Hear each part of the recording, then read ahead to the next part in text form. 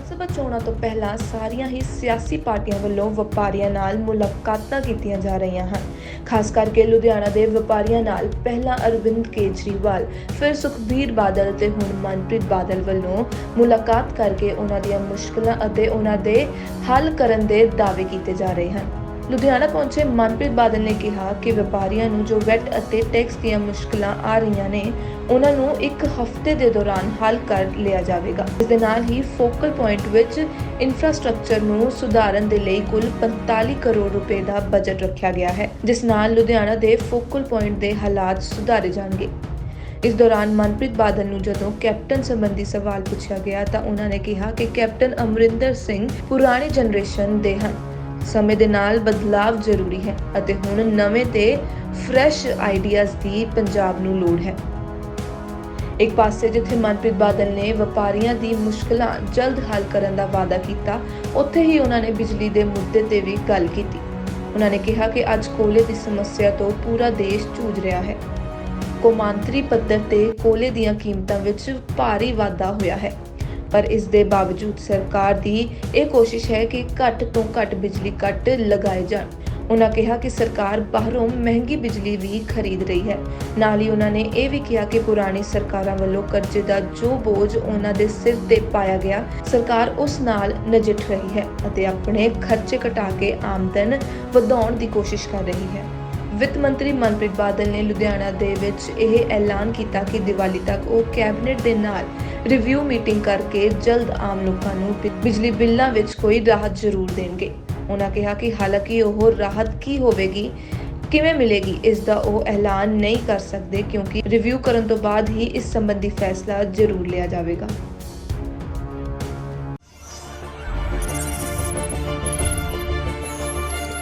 जनहितैषी TRP नहीं खरीदते, भरोसा जीतते हैं हम। सब थोड़ी इजाजत नाल ते थोड़ी मर्जी नाल आशू जी, गुरकीरत जी, संजय साहब, मेयर साहब, सर आपकी इजाज़त से आज तो कोई तकरीबन 10 दिन कबल मैं टैक्स डिपार्टमेंट का कलमदान संभालिया सी और टैक्स डिपार्टमेंट और ਜਿਹੜੇ टैक्स पेयर्स है पंजाब ਦੇ, मैं अगले 10 ਦਿਨਾਂ ਦੇ ਵਿੱਚ ਜਿੱਥੇ ਚਾਹੇ ਉਹ ਅੰਮ੍ਰਿਤਸਰ ਹੈ, ਲੁਧਿਆਣਾ, ਜਲੰਧਰ, ਮੋਹਾਲੀ, ਬਠਿੰਡਾ, ਮੈਂ ਤਕਰੀਬਨ ਸਾਰੇ ਸੈਂਟਰਸ ਦੇ ਵਿੱਚ ਜਾ ਕੇ ਜੋ ਟੈਕਸ ਪੇਅਰਸ ਦੇ ਮਸਲੇ ਮਸਾਇਲ ਹੈ, ਜੋ ਉਹਨਾਂ ਦੀਆਂ ਮੁਸ਼ਕਿਲਾਂ ਹੈ, ਕੋਈ ਉਹਨਾਂ ਦੇ ਖਦਸ਼ੇ ਹੈ, ਉਹ 3-4 ਕਿਸਮ ਦੇ ਹੈ। ਇੱਕ ਤਾਂ ਖਦਸ਼ੇ ਹੈ ਜਿਹੜਾ ਕਿ ਅੱਜ ਤੋਂ 4-4.5 ਸਾਲ ਪਹਿਲਾਂ ਜਿਹੜਾ ਵੈਟ ਦਾ ਨਿਜ਼ਾਮ ਸੀ, ਵੈਟ ਦਾ ਨਿਜ਼ਾਮ ਖਤਮ ਹੋ ਗਿਆ, ਫਿਰ GST ਦਾ ਨਿਜ਼ਾਮ ਸ਼ੁਰੂ ਹੋ ਗਿਆ, ਪਰ ਤਕਰੀਬਨ 50,000 ਬੰਦੇ ਦੀ ਵੈਟ ਅਸੈਸਮੈਂਟ ਜਿਹੜੀਆਂ ਉਹ ਅਜੇ ਵੀ ਪੰਜਾਬ ਸਰਕਾਰ ਦੀ ਟੈਕਸ ਪ੍ਰਣਾਲੀ ਦੇ ਵਿੱਚ ਫਸੀਆਂ ਹੋਈਆਂ। ਤਾਂ ਇੱਕ ਤਾਂ ਉਹ ਮਸਲਾ ਜਿਹੜਾ ਹੈ ਬੜਾ ਵੱਡਾ ਉੱਭਰ ਕੇ ਆ ਰਿਹਾ ਕਿ ਟੈਕਸ ਪੇਅਰ ਨੂੰ ਅਜੇ ਵੀ ਟੈਕਸ ਮਹਿਕਮੇ ਦੇ ਦਫ਼ਤਰਾਂ 'ਚ ਪੇਸ਼ ਹੋਣਾ ਪੈਂਦਾ ਹੈ ਔਰ ਮੈਨੂੰ ਇਹ ਵੀ ਖਬਰ ਮਿਲੀ ਹੈ ਕਿ ਉੱਥੇ ਉਹਨਾਂ ਦੀ ਹਰੈਸਮੈਂਟ ਹੁੰਦੀ ਹੈ। ਦੂਸਰਾ ਹੈ ਕਿ GST ਦੇ ਜਿਹੜੇ ਮਸਲੇ ਮਸਾਇਲ ਹੈ ਔਰ ਖਾਸ ਕਰਕੇ ਲੁਧਿਆਣੇ ਦੀ ਇੰਡਸਟਰੀ ਉਹਦੇ 'ਚ ਜਿਹਨੂੰ ਇਨਵਰਟਿਡ ਟੈਕਸ ਸਟਰਕਚਰ ਕਹਿੰਦੇ ਆ, ਕੁਛ ਟੈਕਸ ਦੇ ਰੇਟ ਜਿਹੜੇ ਹੈ ਉਹਨਾਂ 'ਚ ਅਨੋਮਲੀਜ਼ ਆ ਗਈਆਂ ਜਿਹਦੇ ਨਾਲ ਜਿਹੜਾ ਉਹਨਾਂ ਦਾ ਕੰਪੀਟੀਸ਼ਨ ਹੈ ਉਹਨੂੰ ਅਨਫੇਅਰ ਐਡਵਾਂਟੇਜ ਮਿਲ ਜਾਂਦੀ ਹੈ। ਟੈਕਸ ਦੀ ਇੰਟਰਪ੍ਰੀਟੇਸ਼ਨ ਕੀ ਹੈ, ਕੋਈ ਉਹਨਾਂ ਨੂੰ ਸਮਝ ਨਹੀਂ ਆ ਰਹੀ ਕਿ ਇਹ ਟੈਕਸ ਕੀ ਕਹਿ ਰਿਹਾ ਹੈ, ਉਹ ਟੈਕਸ ਦੀ ਇੰਟਰਪ੍ਰੀਟੇਸ਼ਨ ਕਿਵੇਂ ਹੋਵੇ। GST ਦਾ ਜਿਹੜਾ ਨਿਜ਼ਾਮ ਹੈ ਟੈਕਸ ਰੇਟ ਦੇ ਵਿੱਚ ਰੈਸ਼ਨਲਾਈਜੇਸ਼ਨ ਲੈ ਕੇ ਆਈਏ।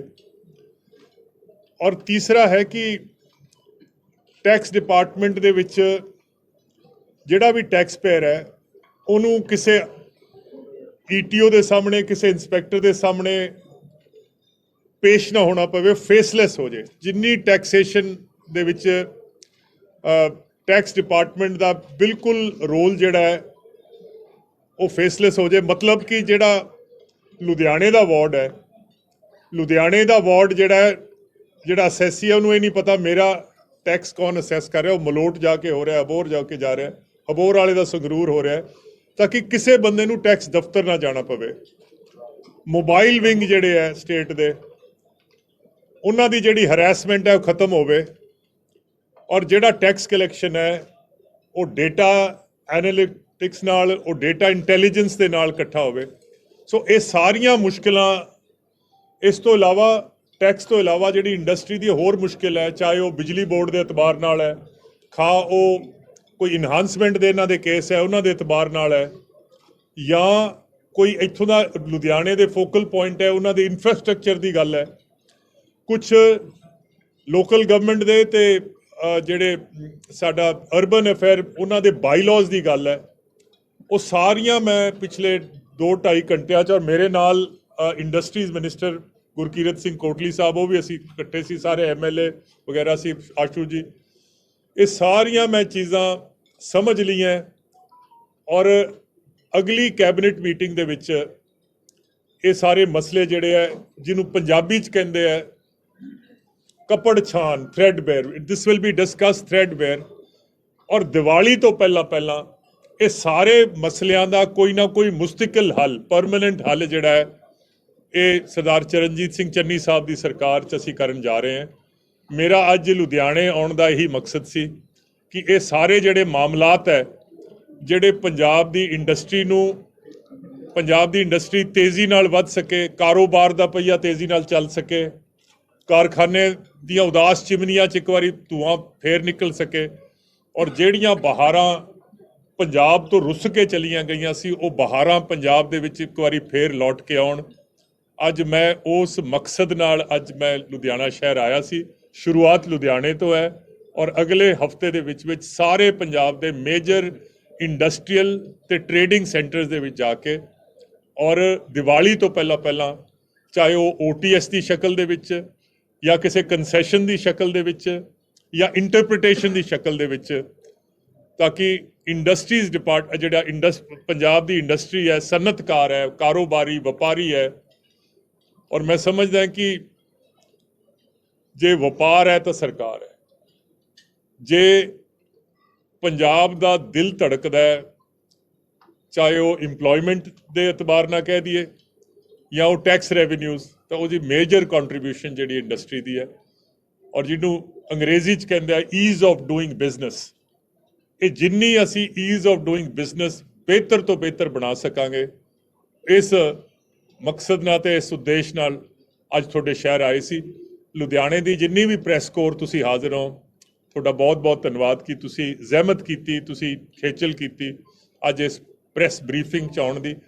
ਜੇ ਕੋਈ ਟੈਕਸ ਡਿਪਾਰਟਮੈਂਟ ਜਾਂ ਇੰਡਸਟਰੀਜ਼ ਡਿਪਾਰਟਮੈਂਟ ਦੇ ਇਤਬਾਰ ਨਾਲ ਕੋਈ ਤੁਹਾਡਾ ਸਵਾਲ ਹੈ ਤਾਂ I will be very happy to answer. ਤੁਸੀਂ ਕਿਹਾ ਵੀ ਪੰਜਾਬ ਨੂੰ ਅੱਜ ਬਹੁਤ ਵੱਡੀ ਤੁਸੀਂ ਕਰਜ਼ ਮੁਕਤ ਕਰ ਦਿੱਤਾ, ਔਰ ਪੰਜਾਬ ਦੇ ਹਰ ਜਿਹੜਾ ਨਾਗਰਿਕ ਹੈ ਉਹਨੂੰ ਅੱਜ ਬਹੁਤ ਜਿੰਨਾ ਕਿ ਫਿਕਰ ਸੀਗਾ ਬੇਫਿਕਰ ਕਰਤਾ ਵੀ ਪੰਜਾਬ ਅੱਜ ਕਰਜ਼ ਮੁਕਤ ਹੋ ਗਿਆ। ਤਕਰੀਬਨ 40,000 ਕਰੋੜ ਰੁਪਏ ਦਾ ਕਰਜ਼ਾ ਤੁਸੀਂ ਬਹੁਤ ਵੱਡੀ ਤੁਸੀਂ ਖਬਰ ਦਿੱਤੀ ਹੈ, ਔਰ ਸਾਰੇ ਖੁਸ਼ ਵੀ ਹੋਣਗੇ ਪੂਰੇ ਪੰਜਾਬੀ। ਕੀ ਇਹ 40,000 ਕਰੋੜ ਰੁਪਇਆ ਹੁਣੇ ਤੁਸੀਂ ਕਿਸ ਤਰੀਕੇ ਨਾਲ ਕੀਤਾ? ਇਹਦਾ ਕ੍ਰੈਡਿਟ ਜਿਹੜਾ ਹੈ ਤੁਹਾਡੀ ਕੈਪਟਨ ਸਰਕਾਰ ਨੂੰ ਜਾਂਦਾ, ਔਰ ਕਿੰਨੇ ਸਾਲਾਂ ਜਾਂਦਾ? ਕਿਉਂਕਿ ਵਿਰੋਧੀ 10 ਸਾਲ ਪਿੱਛੇ ਰਹੇ ਨੇ, ਉਹ ਹਮੇਸ਼ਾ ਤੁਸੀਂ ਕਿਹਾ ਬਈ ਵਿਰੋਧੀਆਂ ਨੇ ਸਾਨੂੰ ਕਰਜ਼ ਦੇ ਦਿੱਤਾ। ਸਰ ਇਸ ਤਰ੍ਹਾਂ ਹੈ, 40,000 ਕਰੋੜ ਚ ਆਇਆ, ਔਰ ਤੁਸੀਂ 4.5 ਸਾਲਾਂ ਚ ਕਿਸ ਤਰੀਕੇ ਨਾਲ 40,000 ਕਰੋੜ ਨੂੰ ਮੈਨੇਜ ਕਰਕੇ ਹੁਣ ਤੁਸੀਂ ਕਹਿੰਦੇ ਇਨਫ ਹੈ, ਇਹਦਾ ਕ੍ਰੈਡਿਟ ਕਿਹਨੂੰ ਨਾ ਦੇਣਾ? ਸਰ ਇਸ ਤਰ੍ਹਾਂ ਹੈਗਾ ਕਿ ਜਿਹੜਾ ਬੰਦਾ ਲੁਧਿਆਣੇ ਬੱਸ ਅੱਡੇ ਤੇ ਕੇਲਿਆਂ ਦੀ ਰੇਹੜੀ ਵੀ ਲਾਉਂਦਾ, ਉਹਨੂੰ ਵੀ ਆਪਣਾ ਘਰ ਚਲਾਉਣਾ ਆਉਂਦਾ ਹੈ, ਕਿਉਂਕਿ ਉਹਨੇ ਰਾਤ ਨੂੰ ਆਪਣੇ ਬੱਚਿਆਂ ਵਾਸਤੇ ਰੋਟੀ ਲੈ ਕੇ ਜਾਣੀ ਹੁੰਦੀ ਹੈ। ਔਰ ਜੇ ਤੁਹਾਡੇ ਸਿਰ ਕਰਜ਼ਾ ਹੋਵੇ ਤਾਂ ਦੋ ਹੀ ਗੱਲਾਂ ਹੋ ਸਕਦੀਆਂ ਕਿ ਤੁਸੀਂ ਆਪਣੀ ਜਾਂ ਤਾਂ ਆਮਦਨ ਵਧਾ ਲਓ ਤੇ ਜਾਂ ਖਰਚੇ ਘਟਾ ਲਓ। ਹੋਰ ਇਹਦੇ 'ਚ ਕੋਈ ਮੰਤਰ ਤਾਂ ਹੈ ਨਹੀਂ। ਅਸੀਂ ਪਿਛਲੇ 4.5 ਸਾਲਾਂ 'ਚ ਪੰਜਾਬ ਸਰਕਾਰ ਨੇ ਅਸੀਂ ਆਪਣੇ ਆਮਦਨ ਵਧਾਈ ਹੈ ਔਰ ਅਸੀਂ ਖਰਚੇ ਘੱਟ ਕੀਤੇ ਹੈ। ਔਰ ਜਿਹੜੀਆਂ ਮੈਂ ਗੱਲਾਂ ਕਹਿ ਰਿਹਾ ਇਹ ਮੈਂ ਕਿਸੇ ਸਿਆਸੀ ਸ਼ੋਖਾਬਾਜ਼ੀ ਨਾਲ ਨਹੀਂ ਕਹਿ ਰਿਹਾ, ਕਿਉਂਕਿ ਇਹ ਤਾਂ ਜਿਹੜੇ ਪੰਜਾਬ ਸਟੇਟ ਦੇ ਅਕਾਊਂਟਸ ਹੁੰਦੇ ਆ, ਇਹ ਆਡੀਟਰ ਜਨਰਲ ਆਡਿਟ ਕਰਦਾ ਹੈ, ਹਰ ਕੁਆਰਟਰ ਦੇ ਵਿੱਚ ਆਡਿਟ ਹੁੰਦੇ ਆ, ਇਹ ਪਬਲਿਕ ਡਾਕੂਮੈਂਟਸ ਹੁੰਦੇ ਆ। ਅਸੀਂ ਆਪਣੇ ਪਿਛਲੇ 5 ਸਾਲਾਂ 'ਚ ਜਿਹੜੇ ਸਾਡੇ ਰੈਵਨਿਊਜ਼ ਹੈ, ਜਿਹਨੂੰ ਅਸੀਂ ਆਮਦਨ ਕਹਿੰਦੇ ਆ, ਇਹ ਅਸੀਂ ਦੁੱਗਣੀ ਕਰ ਲਈ। ਔਰ ਅਸੀਂ ਜਿਹੜੇ ਖਰਚੇ ਹੈ, ਅਸੀਂ ਆਪਣੇ ਖਰਚਿਆਂ ਨੂੰ ਦੁੱਗਣਾ ਹੋਣ ਤੋਂ ਲਗਾਮ ਦਿੱਤੀ ਹੋਈ ਹੈ। ਇਸ ਵਜ੍ਹਾ ਨਾਲ ਅਸੀਂ ਪੰਜਾਬ ਆਪਣੇ ਪੈਰਾਂ ਸਿਰ ਖੜਾ ਹੋ ਗਿਆ, ਸਾਡੀਆਂ ਸੇਵਿੰਗਸ ਆਉਣ ਲੱਗ ਗਈਆਂ। ਅਸੀਂ ਪੇ ਕਮਿਸ਼ਨ ਜਿਹੜੀ ਹੈ ਉਹਨੂੰ ਇੰਪਲੀਮੈਂਟ ਕਰਤਾ ਹੈ। ਅਸੀਂ ਕਿਉਂਕਿ ਤੁਸੀਂ ਇੱਕ ਜ਼ਰੂਰ ਇਸ ਗੱਲ ਨੂੰ ਅਪਰੀਸ਼ੀਏਟ ਕਰੋਗੇ, ਔਰ ਤੁਸੀਂ ਕਬੀਲਦਾਰ ਬੰਦੇ ਹੋ। ਮੇਰੀ ਆਮਦਨ ਤੇ ਮੇਰਾ ਖਰਚਾ ਕਿੰਨਾ ਹੈ, ਇਹਦੇ 'ਚ ਮੈਨੂੰ ਬੈਲੈਂਸ ਤਾਂ ਬਣਾਉਣਾ ਹੀ ਪਏਗਾ। ਅਸੀਂ ਉਹ ਬੈਲੈਂਸ ਬਣਾ ਕੇ ਰੱਖਿਆ ਹੋਇਆ ਆਮਦਨ ਤੇ ਖਰਚੇ ਦਾ। ਦੂਸਰਾ ਹੈ ਕਿ ਇੱਕ ਬੈਲੈਂਸ ਇਹ ਵੀ ਬਣਾਉਣਾ ਪੈਣਾ ਹੈ ਕਿ ਮੈਂ ਜਿਹੜੀ ਮੇਰੀ ਆਮਦਨ ਹੈ, ਉਸ ਆਮਦਨ ਦਾ ਮੈਂ ਕਰਨਾ ਕੀ ਹੈ। ਇੱਕ ਪਾਸੇ ਤਾਂ ਮੈਂ ਸਟੇਟ ਦੀ ਡਿਵੈਲਪਮੈਂਟ ਕਰਾਉਣੀ ਹੈ। ਡਿਵੈਲਪਮੈਂਟ ਦਾ ਮਤਲਬ ਹੈ ਸੜਕਾਂ, ਬਿਜਲੀ ਘਰ, ਨਹਿਰਾਂ, ਸਕੂਲ, ਹਸਪਤਾਲ, ਗਲੀ ਨਾਲੀ, ਟੂਟੀ ਖੰਭਾ, ਜਿਹਨੂੰ ਅਸੀਂ ਕੈਪੀਟਲ ਐਕਸਪੈਂਡੀਚਰ ਕਹਿੰਦੇ ਹਾਂ।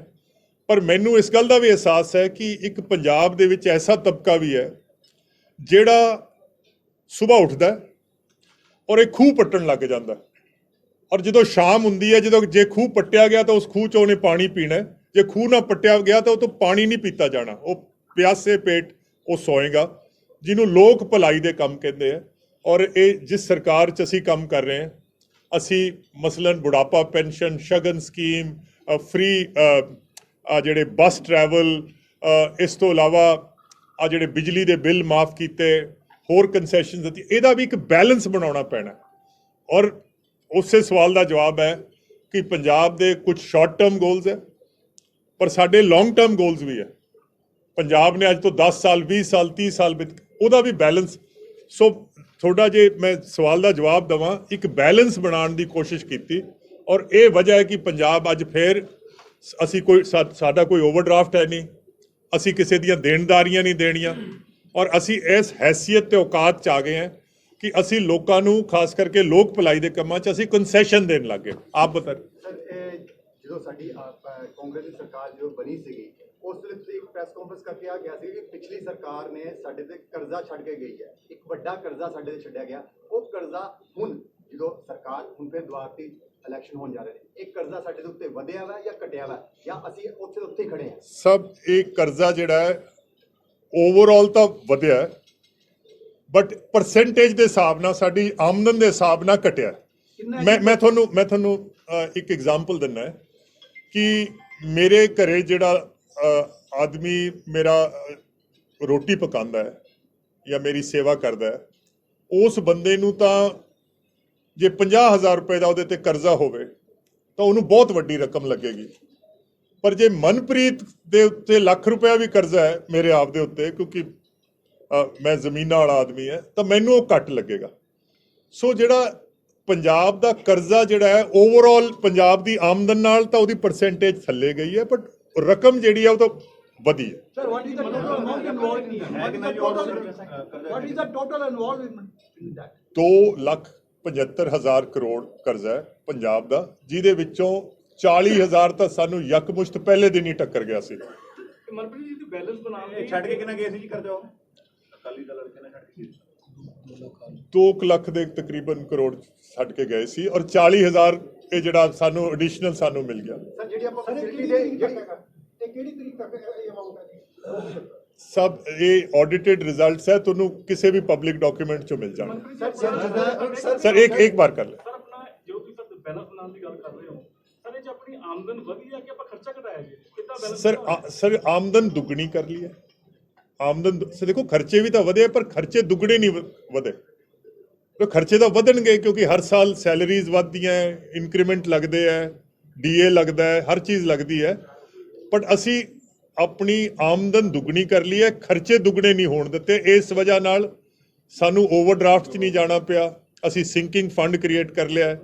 ਔਰ ਪੰਜਾਬ ਦੀ ਜਿਹੜੀ ਜਿਸ ਹਾਲਾਤ ਦੇ ਵਿੱਚ ਅਕਾਲੀ ਦਲ ਵੇਲੇ ਹਰ ਦੂਜੇ ਦਿਨ ਓਵਰਡਰਾਫਟ ਸਟੇਟ ਹੁੰਦਾ ਸੀਗਾ, ਸੈਲਰੀਜ਼ ਲੇਟ ਹੋ ਜਾਂਦੀਆਂ ਸੀ, ਇੱਕ ਦਿਨ ਵੀ ਸੈਲਰੀ ਅਸੀਂ ਰੁਕਣ ਨਹੀਂ ਦਿੱਤੀ। ਬੁਢਾਪਾ ਪੈਨਸ਼ਨ ਜਿਹੜੀ ਉਹਨਾਂ ਕੋਲੇ 250 ਰੁਪਇਆ ਹੁੰਦੀ ਸੀ, ਉਹ 1500 ਕਰਤੀ ਹੈ, ਔਰ ਇੱਕ ਵੀ ਮਹੀਨਾ ਨਾਗਾ ਨਹੀਂ ਪੈਣ ਦਿੱਤਾ। ਅਕਾਲੀ ਦਲ ਵੇਲੇ ਤਾਂ 6-6 ਮਹੀਨਿਆਂ ਦੇ ਨਾਗੇ ਵੀ ਪੈ ਜਾਂਦੇ ਸੀ। ਔਰ ਮੈਂ ਫੇਰ ਇਹਨੂੰ ਪਲੀਜ਼ ਇਹਨੂੰ ਮਨਪ੍ਰੀਤ ਦੀ ਵਜ੍ਹਾ ਨਾਲ ਨਹੀਂ ਹੋਇਆ, ਇਹ ਪਰਮਾਤਮਾ ਨੇ ਕੋਈ ਖਾਸ ਪੰਜਾਬ ਤੇ ਸਿਰ ਤੇ ਹੱਥ ਰੱਖਿਆ ਹੋਇਆ, ਇਹ ਪਤਾ ਨਹੀਂ ਅਸੀਂ ਮੈਨੇਜ ਕਰ ਲਿਆ। ਇਲੈਕਸ਼ਨ ਆ ਰਹੇ ਨੇ ਔਰ ਸਰਕਾਰ ਤੋਂ ਉਮੀਦਾਂ ਵੀ ਬੜੀਆਂ ਹੁੰਦੀਆਂ ਨੇ ਲੋਕਾਂ ਦੀ, ਜਿਹੜੇ ਬੈਲੈਂਸ ਰਹਿੰਦੇ ਨੇ, ਤੁਸੀਂ ਛੂਟ ਵੀ ਦੇ ਰਹੇ ਹੋ, ਸਭ ਦੇ ਰਹੇ ਹੋ, ਤੇ ਉਹਦਾ ਭਾਰ ਵੀ ਤੇ ਪਏਗਾ ਰੈਵਨਿਊ। ਸਭ ਉਸ ਹੈਸੀਅਤ ਦੇ ਵਿੱਚ ਆ ਗਏ ਹੈ ਕਿ ਅਸੀਂ ਇਹ ਅਫੋਰਡ ਕਰ ਸਕਦੇ। ਜੇ ਹੈਸੀਅਤ ਜਦੋਂ ਨਹੀਂ ਸੀ, ਉਹ ਕਿਸੇ ਵੇਲੇ ਸੀਗਾ ਵੀ ਟਕੇ ਦਾ ਹੱਥ ਹੀ ਨਹੀਂ ਖਰੀਦਿਆ ਗਿਆ, ਫਿਰ ਲੱਖ ਦਾ ਖਰੀਦ ਲਿਆ। ਸੋ ਅੱਜ ਅਸੀਂ ਉਸ ਹੈਸੀਅਤ 'ਚ ਆ ਗਏ ਹਾਂ। ਔਰ ਮੈਂ ਫਿਰ ਕਹਿਣਾ ਹੈ, ਇਹਨੂੰ ਮਿਸ ਇੰਟਰਪ੍ਰੇਟ ਵੀ ਨਾ ਕਰਿਓ ਕਿ ਜੇ ਅਸੀਂ ਬਿਜਲੀ ਦੇ ਬਿੱਲ ਮਾਫ ਕੀਤੇ ਹੈ, ਮਤਲਬ ਏਰੀਅਰਸ ਮਾਫ ਕੀਤੇ ਹੈ, ਦਰਅਸਲ ਉਹ ਏਰੀਅਰਸ ਆਣੇ ਵੀ ਨਹੀਂ ਸੀਗੇ, ਉਹ ਤਾਂ ਬੁੱਕਸ ਦੇ ਵਿੱਚ ਹੀ ਸੀਗਾ ਕਿ ਇਹ ਤੁਹਾਡਾ। So might as well clean up. ਮੇਰੀ ਦੇਖੋ, ਤੁਹਾਡੇ ਬਿੱਲ ਦੇ ਵਿੱਚ ਏਰੀਅਰ ਆ ਰਿਹਾ, ਤੁਹਾਡੇ ਬਿੱਲ 'ਚ ਏਰੀਅਰ ਆ ਰਿਹਾ, ਇਹ ਮੈਨੂੰ ਪਤਾ ਉਹ ਏਰੀਅਰਸ ਆਣੇ ਨਹੀਂ ਸੀ, ਉਹ ਅਸੀਂ FD ਤੋਂ ਉਹਨਾਂ ਨੂੰ ਦੇ ਕੇ ਆਪਣੀਆਂ ਬੁੱਕਸ ਕਲੀਨ ਕੀਤੀਆਂ। ਯਾਰ we are running a state, हाँ, कोई करियाने की दुकान नहीं चला रहे, स्टेट चला रहे 3 करोड़ आदमी।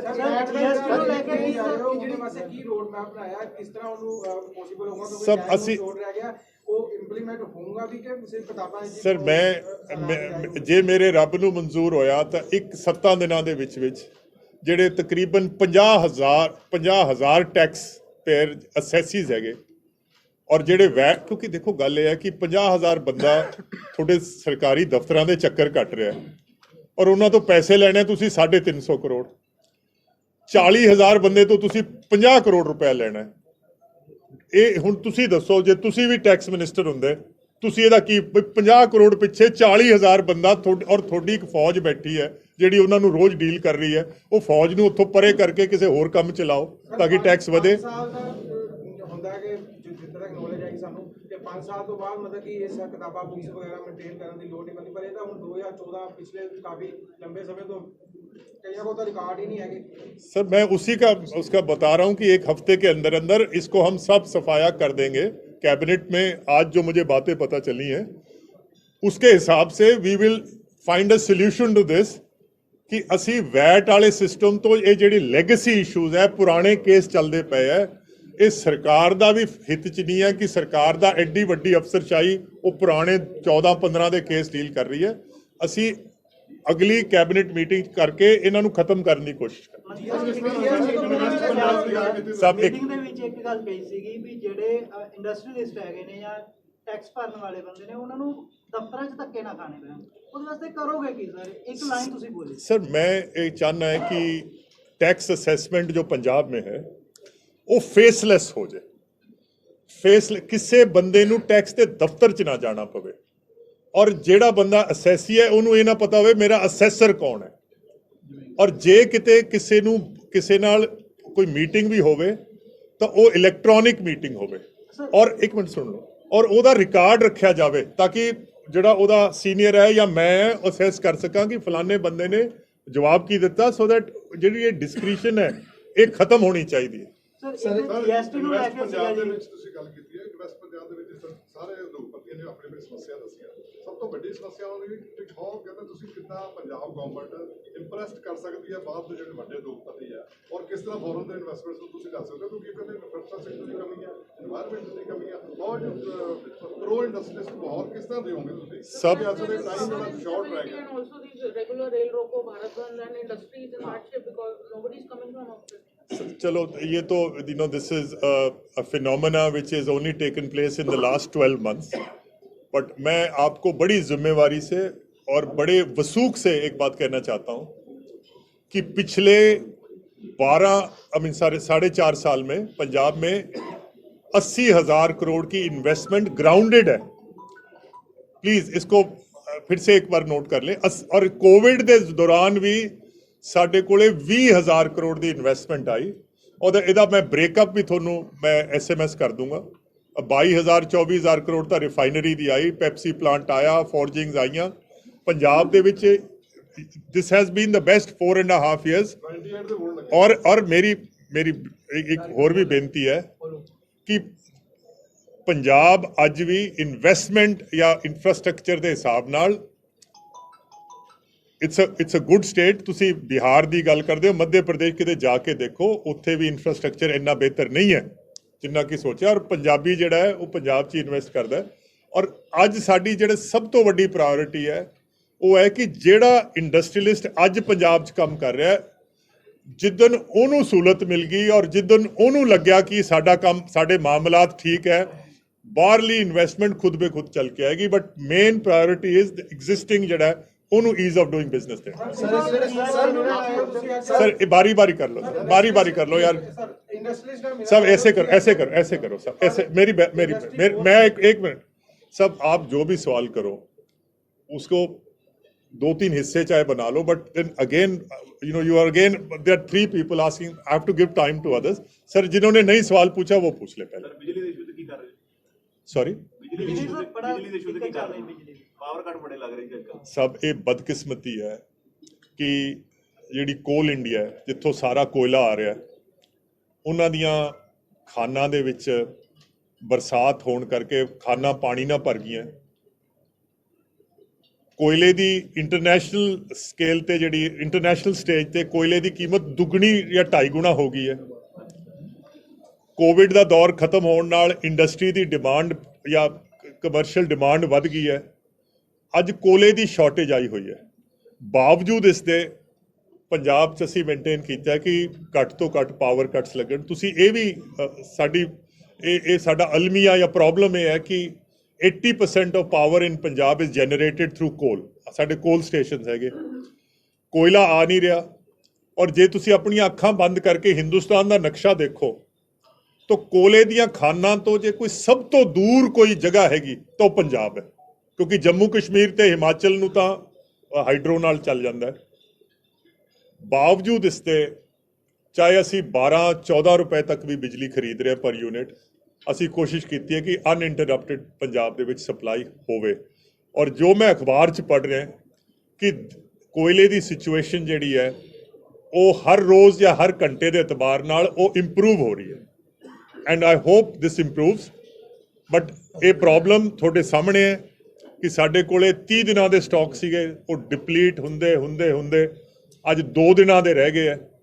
ਤੇ ਜੇ ਕੋਇਲਾ ਨਾ ਪਹੁੰਚਿਆ ਤਾਂ ਕਿਸੇ ਵੀ ਰੇਟ ਤੇ ਬਿਜਲੀ ਖਰੀਦਣ ਦੀ ਕੋਸ਼ਿਸ਼ ਕਰਾਂਗੇ। ਬਟ ਸੀਐਮ ਸਾਹਿਬ ਨੇ ਗਵਰਨਮੈਂਟ ਆਫ ਇੰਡੀਆ ਨੂੰ ਵੀ ਚਿੱਠੀ ਲਿਖੀ ਹੈ ਕਿ ਪੰਜਾਬ ਦੀ ਇਕਨੋਮੀ ਜਿਹੜੀ ਹੈ ਕੋਲੇ ਤੇ ਮੁਯੱਸਰ ਹੈ, ਇਸ ਕਰਕੇ ਕੋਇਲਾ ਜਿਹੜਾ ਹੈ ਉਹ ਜਲਦੀ ਤੋਂ ਜਲਦੀ ਸਰ ਇਹਦੇ ਨਾਲ ਰਿਲੇਟਡ ਸਾਰੀਆਂ ਸਿਆਸੀ ਪਾਰਟੀਆਂ ਬਿਜਲੀ ਨੂੰ ਲੈ ਕੇ ਕਹਿੰਦੇ ਜੀ ਅਸੀਂ ਫ੍ਰੀ ਬਿਜਲੀ ਦੇਵਾਂਗੇ 300 ਯੂਨਿਟ। ਤੁਸੀਂ ਵੀ ਕਾਂਗਰਸ ਨੇ ਵੀ ਕਿਹਾ, ਆਮ ਆਦਮੀ ਪਾਰਟੀ ਵੀ ਸੁਪਨੇ ਦਿਖਾ ਰਿਹਾ। ਜੇ ਬਿਜਲੀ ਨਹੀਂ ਪੈਦਾ ਹੋਗੀ ਕਿ ਫ੍ਰੀ ਵਾਲਾ ਸਿਸਟਮ ਜਿਹੜੀ ਹੈ ਇਹ ਤੁਸੀਂ ਚੇਂਜ ਕਰੋਗੇ? ਸਰ ਬਿਜਲੀ ਤਾਂ ਪੈਦਾ ਹੋ ਰਹੀ ਹੈ, ਸਵਾਲ ਤਾਂ ਕੋਇਲੇ ਦਾ ਹੈ ਤੇ ਕੋਇਲਾ ਜਿਹੜਾ ਹੈ ਹੁਣ ਉਹ ਤਾ ਜ਼ਿੰਦਗੀ ਤਾਂ ਨਹੀਂ ਕੋਇਲੇ ਦੀ ਸ਼ਾਰਟੇਜ ਰਹਿਣੀ। ਔਰ ਸ਼ਾਰਟ ਟਰਮ ਜਿਹੜੀ ਹੈ ਇਹ ਸ਼ਾਰਟੇਜ ਹੈ ਇਹ ਖਤਮ ਹੋ ਜਾਏਗੀ। ਔਰ ਮੀਡੀਅਮ ਟਰਮ ਪੰਜਾਬ ਇਹ ਵੀ ਪਲਾਨ ਕਰ ਰਿਹਾ ਕਿ ਓਬਵੀਅਸਲੀ ਕੋਲ is not the future of power, ਔਰ ਅਸੀਂ ਇਹਦਾ ਕੋਈ ਨਾ ਕੋਈ ਆਲਟਰਨੇਟਿਵ ਮੀਡੀਅਮ ਤੌਰ ਤੇ, ਚਾਹੇ ਉਹ ਸੋਲਰ ਹੋਵੇ ਜਾਂ ਕੋਈ ਗੈਸ ਹੋਵੇ, ਅਸੀਂ ਉਹ ਵੀ ਪਲਾਨ ਕਰ ਰਹੇ ਹਾਂ ਕਿ ਪੰਜਾਬ ਨੂੰ ਕੋਈ ਦਿਨ ਐਸਾ ਆਵੇ ਕਿ ਪੰਜਾਬ ਕੋਇਲੇ ਤੋਂ ਮੁਕਤ ਹੋ ਜਾਏ। ਕਿਉਂਕਿ ਤੁਸੀਂ ਇੱਕ ਗੱਲ ਅਪਰੀਸ਼ੀਏਟ ਕਰੋ, ਕੋਇਲਾ ਉਨਾ ਮਹਿੰਗਾ ਨਹੀਂ ਹੈ ਜਿੰਨਾ ਕੋਲੇ ਦਾ ਭਾੜਾ ਪੈ ਜਾਂਦਾ ਮਹਿੰਗਾ। ਔਰ ਗਵਰਨਮੈਂਟ ਆਫ ਇੰਡੀਆ ਨੇ ਪਿਛਲੇ 5 ਸਾਲਾਂ 'ਚ ਕੋਇਲਾ, ਕਿਉਂਕਿ ਪੈਸੇਂਜਰ ਟੈਕਸ, ਰੇਲ ਪੈਸੇਂਜਰ ਦਾ ਉਹ ਕਿਰਾਇਆ ਨਹੀਂ ਵਧਾਉਂਦੇ, ਉਹ ਫਰੇਟ ਤੇ ਲੋਡ ਕਰ ਦਿੰਦੇ ਆ। ਰੇਲਵੇਜ਼ ਦੇ ਜੋ ਵੀ ਘਾਟੇ ਕੁੱਟੇ ਆ, ਪਿਛਲੇ 5 ਸਾਲਾਂ 'ਚ ਰੇਲਵੇ ਦਾ ਕਿਰਾਇਆ ਦੁੱਗਣਾ ਹੋ ਗਿਆ ਕੋਲੇ ਤੇ, ਔਰ ਤਕਰੀਬਨ 2 ਰੁਪਏ ਯੂਨਿਟ ਤਾਂ ਇਹ ਸਿਰਫ ਇਹਦਾ ਬਿਜਲੀ ਦਾ ਭਾੜਾ ਪੈਂਦਾ, ਫਿਰ ਕੋਲਾ ਪੈਂਦਾ। So eventually Punjab will have to come out of coal. Sir Punjab 'ਚ ਬਿਜਲੀ ਜਿਵੇਂ ਕਿਹਾ ਜਾਂਦਾ ਹੈ ਕਿ 5 ਰੁਪਏ ਦੇਖੋ ਇਹ ਹੈ ਨਹੀਂ ਸਾਰਿਆਂ ਦੇ, ਨਾ ਡੋਮੈਸਟਿਕ ਹੈ ਨਾ ਦੂਸਰੇ ਕੁਝ ਆਪਰਚੁਨਿਟੀ ਦਿੱਤੇ ਹੋਏ, ਇਹ ਹੈ ਹੋਏਗਾ ਜਾਂ ਨਹੀਂ? ਸਭ ਅਗਲੇ 5-10 ਦਿਨਾਂ 'ਚ ਔਰ ਦੀਵਾਲੀ ਤੋਂ ਬਹੁਤ ਪਹਿਲਾਂ ਅਸੀਂ ਇੱਕ ਰਿਵਿਊ ਕਰ ਰਹੇ ਹਾਂ ਕਿ ਇਹ ਪੰਜਾਬ ਦਾ ਓਵਰਆਲ, ਕਿਉਂਕਿ ਜੇ ਇੱਕ ਚੀਜ਼ ਦੁਖਦੀ ਹੈ, ਔਰ ਮੈਂ ਵੀ ਆਵਾਮੀ ਬੰਦਾ, ਮੈਂ ਸਾਰਾ ਦਿਨ ਹਜ਼ਾਰਾਂ ਲੋਕਾਂ ਨੂੰ ਮਿਲਦਾ ਹੈ, ਲੋਕਾਂ ਨੂੰ ਪਾਵਰ ਬਿਲਸ ਤੋਂ ਕਾਫੀ ਤਕਲੀਫ ਹੈ, ਔਰ ਖਾਸ ਕਰਕੇ ਜਿਹੜਾ ਗਰੀਬ ਹੈ। ਔਰ ਅਸੀਂ ਆਪਣੇ ਸਟੇਟ ਫਾਈਨੈਂਸਿਸ ਨੂੰ ਦੇਖਦੇ ਹੋਏ ਅਸੀਂ ਕੋਈ ਨਾ ਕੋਈ ਰਿਲੀਫ ਜਿਹੜੀ ਹੈ ਇਹ ਜ਼ਰੂਰ ਪਲਾਨ ਕਰ ਰਹੇ ਹਾਂ। ਉਹ ਕਿੰਨੀ ਹੋਵੇਗੀ, ਕਿਸ ਸ਼ਕਲ 'ਚ ਹੋਏਗੀ, ਅੱਜ ਮੈਨੂੰ ਤੁਹਾਨੂੰ ਨਹੀਂ ਦੱਸ ਸਕਦਾ। ਸਭ ਇਹ ਮੈਂ ਦੱਸ ਨਹੀਂ ਸਕਦਾ, ਕਿਉਂਕਿ ਜਿਹੜੀ ਚੀਜ਼ ਅੱਜ ਮੇਰੇ ਕੋਲ ਪਤਾ ਹੀ ਨਹੀਂ ਮੈਨੂੰ ਉਹਦਾ ਕੀ। ਸਰ ਇੱਕ ਜਿੱਦਾਂ ਰਾਜਨੀਤਿਕ ਪਾਰਟੀਆਂ ਚੁਣਾਵੀ ਸੀਜ਼ਨ ਸ਼ੁਰੂ ਹੋ ਗਿਆ ਵਾ, ਹਰ ਪਾਰਟੀ ਕਹਿ ਰਹੀ ਅਸੀਂ ਇਹ ਸਹੂਲਤ ਦੇ ਦਾਂਗੇ, ਇਹ ਸਹੂਲਤ ਦੇ ਦਾਂਗੇ, ਤੇ ਖਰਚਾ ਵੱਧ ਰਿਹਾ ਵਾ। ਤੁਹਾਨੂੰ ਲੱਗਦਾ ਕਿ ਅਸੀਂ ਇਸ ਪੋਜੀਸ਼ਨ 'ਚ ਕਿ ਅਸੀਂ ਇੰਨੀ ਫੈਸਿਲਿਟੀਆਂ ਫ੍ਰੀ ਦੇ ਦਾਂਗੇ? ਸਭ ਮੈਂ ਦੂਜੇ ਸਭ ਇਸ ਤਰ੍ਹਾਂ ਹੈ ਕਿ ਮੈਂ ਦੂਜੀਆਂ ਪਾਰਟੀਆਂ, ਸਰ ਮੈਂ ਦੂਜੀਆਂ ਪਾਰਟੀਆਂ ਦਾ ਕੋਈ ਪਰਸਨ ਤਾਂ ਹੈ ਨਹੀਂ, ਇਹ ਤਾਂ ਉਹੀ ਜਵਾਬ ਦੇਣਗੇ। ਮੇਰੀ ਯਾਰ ਆਪ ਤੁਸੀਂ ਵੀ ਉਸੇ ਰਾਤ ਆਏ ਹੋ free, ਤੁਸੀਂ ਵੀ ਮੇਰੀ ਉੱਦਾਂ ਹੀ ਮੇਰੀ ਕਰਦੇ ਹੋ। ਬੇਨਤੀ ਤਾਂ ਸੁਣ ਲਓ ਨਾ, ਮੈਂ ਦੂਜੀਆਂ ਪਾਰਟੀਆਂ ਦਾ ਨੁਮਾਇੰਦਾ ਤਾਂ ਹੈ ਨਹੀਂ, ਉਹ ਤਾਂ ਉਹੀ ਜਵਾਬ ਦੇਣਗੀਆਂ। ਪਰ ਜਿੱਥੋਂ ਤੱਕ ਕਾਂਗਰਸ ਪਾਰਟੀ ਦਾ ਸਵਾਲ ਹੈ, ਔਰ ਮੈਂ ਫੇਰ ਤੁਹਾਨੂੰ ਕਹਿ ਰਿਹਾ ਕਿ ਪਿਛਲੇ 5 ਸਾਲ ਜਿਸ ਜ਼ਿੰਮੇਵਾਰੀ ਨਾਲ ਕਾਂਗਰਸ ਪਾਰਟੀ ਨੇ ਆਪਣੇ ਫਾਈਨੈਂਸਿਸ ਚਲਾਏ ਹੈ, ਔਰ ਇਹ ਜਿਹੜੀਆਂ ਮੈਂ ਤੁਹਾਨੂੰ ਕੰਸੈਸ਼ਨਸ ਕਹਿ ਰਿਹਾ, ਇਹ ਅੱਜ ਨਹੀਂ ਮਿਲੀਆਂ, ਇਹ ਬਹੁਤ ਪਹਿਲਾਂ ਦੀਆਂ ਮਿਲੀਆਂ ਹੋਈਆਂ, and we are sustaining them। And Punjab ਔਰ ਸਾਰੀ ਪ੍ਰੈਸ ਬੈਠੀ ਹੈ, ਅੱਜ 22 ਸਾਲ ਬਾਅਦ 22 ਸਾਲ ਗੁਜ਼ਰ ਗਏ ਹੈ, ਪਹਿਲੀ ਵਾਰ ਹੋਇਆ ਹੈ ਕਿ ਪੰਜਾਬ ਦਾ ਜਿਹੜਾ ਬਜਟ ਸੀਗਾ ਉਹਦਾ ਓਵਰਆਲ ਸਾਈਜ਼ ਹਰਿਆਣੇ ਨਾਲੋਂ ਵੱਡਾ ਸੀ। ਪਹਿਲੀ ਵਾਰ ਹੋਇਆ ਕਿ ਪੰਜਾਬ ਦਾ ਕੈਪੀਟਲ ਐਕਸਪੈਂਡੀਚਰ, ਹਰਿਆਣੇ ਦਾ ਕੈਪੀਟਲ ਐਕਸਪੈਂਡੀਚਰ ਇਸ ਸਾਲ 8000 ਕਰੋੜ ਸੀ, ਪੰਜਾਬ ਦਾ 14000 ਕਰੋੜ। ਪੰਜਾਬ ਦਾ ਰੈਵਨਿਊ ਡੈਫਿਸਿਟ ਤੇ ਫਿਸਕਲ ਡੈਫਿਸਿਟ ਇਹ ਹਰਿਆਣੇ ਨਾਲੋਂ ਘੱਟ ਹੈ।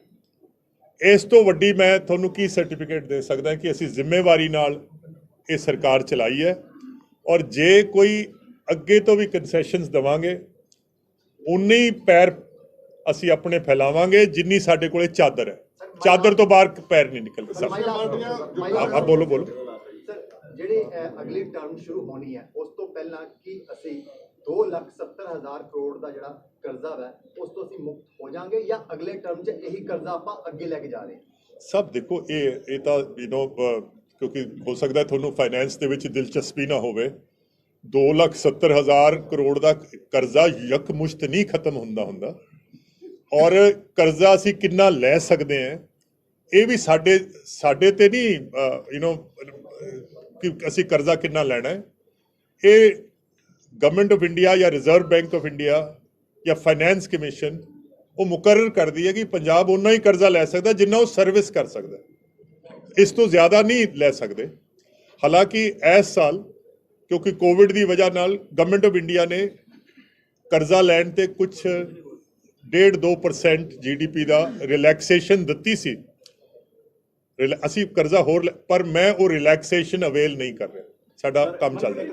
ਸਰ ਇੰਡਸਟਰੀਅਲ ਮਹਿਕਮੇ ਨਾਲ ਸਰ ਅੱਜ ਕੋਈ ਵੀ ਚੇਅਰਮੈਨ ਨਹੀਂ ਆਇਆ ਜੀ ਆਪਣਾ, ਅੱਜ ਇੰਡਸਟਰੀਅਲ ਮਹਿਕਮੇ ਨਾਲ ਰਿਲੇਟਡ ਕੋਈ ਚੇਅਰਮੈਨ ਨਹੀਂ ਆਇਆ, ਨਾ PSIC ਨਾ ਸਮਾਲ ਇੰਡਸਟਰੀਅਲ ਡਿਵੈਲਪਮੈਂਟ। ਯਾਰ ਜਦੋਂ ਇਹ ਹਾਥੀ ਦੇ ਪੈਰ ਸਾਰਾ ਕੁਝ ਆ ਜਾਂਦਾ, ਤੁਸੀਂ ਫੇਰ ਗਵਰਨਮੈਂਟ ਹੀ ਆ ਗਈ। ਇੱਕ ਜਿਹੜੀ ਤੁਸੀਂ ਅਚੀਵਮੈਂਟ ਦਿੱਤੀ, ਤੁਸੀਂ ਕਿਹਾ ਅਸੀਂ ਇਹ ਕੀਤਾ, ਤੇ ਦੈਟ ਮੀਨਸ ਕਿ ਤੁਸੀਂ ਕੈਪਟਨ ਸਾਹਿਬ ਨੂੰ ਸਕਸੈਸ ਦਿੰਦੇ ਹੋ? ਕਾਂਗਰਸ ਪਾਰਟੀ ਔਰ ਮੈਂ ਫਿਰ ਕਹਿਣਾ, ਕੈਪਟਨ ਸਾਹਿਬ ਨੇ 21 ਸਾਲ ਪੰਜਾਬ ਦੀ ਕਿਆਦਤ ਕੀਤੀ ਹੈ। He was leading the Punjab Congress for 21 years. He was the Chief Minister of Punjab for 9.5 years. ਉਹਨਾਂ ਨੂੰ ਅਸੀਂ ਮੁਸਤਰਦ ਨਹੀਂ ਕਰ ਰਹੇ। नहीं सर, प्रेसिडेंट कांग्रेस का क्यों नहीं किया ही नहीं? Congress state Congress president said repeatedly said उन्होंने किया ही नहीं। ਸਭ ਇਸ ਤਰ੍ਹਾਂ ਹੈ ਕਿ ਇੱਕ ਟਾਈਮ ਆਉਂਦਾ ਹੈ ਜਦੋਂ ਜਿਹੜੀ ਪੁਰਾਣੀ ਪੀੜ੍ਹੀ ਹੁੰਦੀ ਹੈ ਉਹਨਾਂ ਨੂੰ ਨਵੀਂ ਨਸਲ ਵਾਸਤੇ ਰਸਤਾ ਛੱਡਣਾ ਪੈਂਦਾ ਹੈ। ਰਸਤਾ ਜਾਂ ਤਾਂ ਮੇਰਾ ਜਵਾਬ ਸੁਣ ਲਓ ਯਾਰ, ਜਾਂ ਤਾਂ ਬੋਲ। ਔਰ ਕਿਉਂਕਿ ਜਿਹੜੀ ਨਵੀਂ ਪੀੜ੍ਹੀ ਹੁੰਦੀ ਹੈ ਉਹਦੀ ਸੋਚ ਦੇ ਵਿੱਚ ਇੱਕ ਨਵੀਂ ਤਾਜ਼ਗੀ ਹੁੰਦੀ ਹੈ। ਟਾਈਮਸ ਕਿਸੇ ਦਿਨ ਮਨਪ੍ਰੀਤ ਨੂੰ ਵੀ ਤਾਂ ਦੁਨੀਆ ਤੋਂ ਚਲੇ ਜਾਣਾ, ਮੈਂ ਸਾਰੀ ਉਮਰ ਮੈਂ ਥੋੜੀ ਇੱਥੇ ਬੈਠਾ ਰਹਿਣਾ, ਔਰ ਸਾਡੇ ਬੱਚਿਆਂ ਨੇ ਆਉਣਾ। ਹੁਣ ਟਾਈਮ ਸੀ ਕੈਪਟਨ ਸਾਹਿਬ ਦੀ ਰੁਖਸਤੀ ਦਾ, ਔਰ ਇੱਕ ਨਵੀਂ ਜਨਰੇਸ਼ਨ ਜਿਹੜੀ ਹੈ, ਕੈਪਟਨ ਸਾਹਿਬ ਤੇ ਚੰਨੀ ਸਾਹਿਬ ਦੀ ਉਮਰ 'ਚ 20 ਸਾਲ ਦਾ ਫਰਕ ਹੈ। ਚੰਨੀ ਸਾਹਿਬ is 58, captain Sahib is 78. So obviously a new set of leaders have taken over. We wish Captain Saab well. यदि आपको हमारी ये वीडियो पसंद आई तो हमारे चैनल को लाइक, शेयर और सब्सक्राइब करें। ऐसी और अपडेट्स देखने के लिए बेल आइकॉन जरूर दबाएं।